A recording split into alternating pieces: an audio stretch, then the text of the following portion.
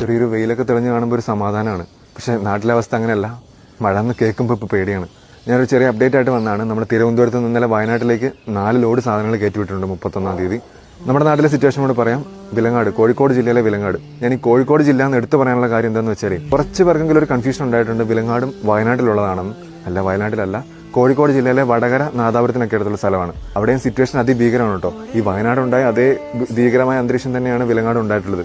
ആകെ ഒരു വ്യത്യാസം എന്താണെന്ന് വെച്ചാൽ മിനിറ്റുകൾക്ക് മുമ്പ് ഈ ആൾക്കാരെയൊക്കെ കുറച്ചുപേരെങ്കിലും മാറ്റി താമസിപ്പിക്കാൻ പറ്റി. അതുകൊണ്ട് ഒരു 100ഓളം ജീവനുകൾ രക്ഷിക്കാൻ പറ്റി. പക്ഷേ ഈ മാറ്റി താമസിപ്പിച്ചവരൊക്കെ ഒന്ന് പുറകോട്ട് നോക്കുമ്പോൾ അവർക്കിപ്പോൾ ഒന്നുമില്ല. ഉണ്ടായിരുന്ന വീട്, സ്ഥലങ്ങൾ, സാധനങ്ങളെല്ലാം നഷ്ടപ്പെട്ടു. എന്താ ചെയ്യേണ്ടതെന്ന് അറിയത്തില്ലാതെ മുകളിലോട്ട് നോക്കി നിൽക്കുക. സത്യം പറഞ്ഞാൽ ഞാനിപ്പോൾ ഇങ്ങനെ ഒരു വീഡിയോ ചെയ്യാനുള്ള കാര്യം എന്താണെന്ന് വെച്ചാൽ ഈ കോഴിക്കോട് ജില്ലയിലെ വിലങ്ങാടിന് ആവശ്യമായ മീഡിയ അറ്റൻഷനോ ഒരു ശ്രദ്ധയോ കിട്ടുന്നില്ല എന്നൊരു തോന്നലുണ്ടായി. ഒരു പേടിയുണ്ട് സത്യം പറഞ്ഞാൽ. കാര്യം വിലങ്ങാടേക്ക് എത്താനുള്ള പ്രധാനപ്പെട്ട പാലം ഉൾപ്പെടെ 5ഓളം പാലങ്ങൾ പൂർണ്ണമായിട്ട് നശിച്ചു.